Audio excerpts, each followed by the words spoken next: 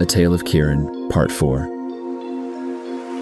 Kieran was fair disgusted. 'Twas bad enough that he had to touch the slimy thing, but now it was oozing something and becoming truly revolting. Finally, just before he reached the robin's oak, he could take it no longer. He stopped and examined the creature in his hand. White and plump and glistening, it was, in truth, a repellent creature. Yet the poor thing was obviously terrified. It gazed up at him with what he imagined to be minuscule grub eyes, pleading. Kieran thought of the caterpillar and the earthworm, and his heart gave in. Heaving a great resigned sigh, he found a nice clean root and placed the grub upon it. And thus was Loziard's spell broken. None could have been more astonished than Ainlea when she unexpectedly grew to her former size, except perhaps for Kieran, who nearly died of fright. He was no more than catching his breath when Ainlea regained her wits.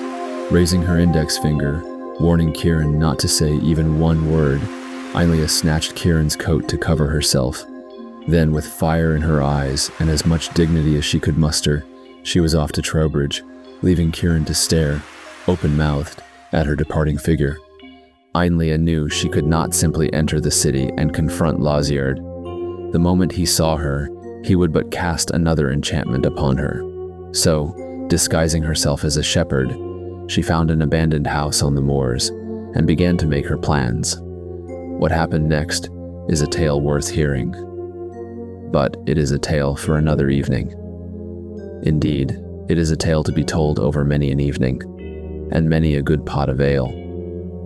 And what of the baby robins? Having no alternative, Kieran climbed the tree and took from his pack his last piece of fatty mutton. Tearing it into small shreds, he gave it to the grateful mother robin, who fed it to her family.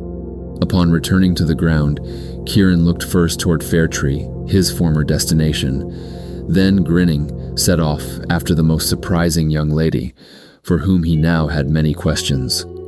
"Who knows?" he called back to the robins. "It may be fate. And besides, I need my coat." He was heard, late that evening, far down the road, singing, "Oh, the maidens of Trowbridge are passing fair, with breasts like melons, and flaxen hair,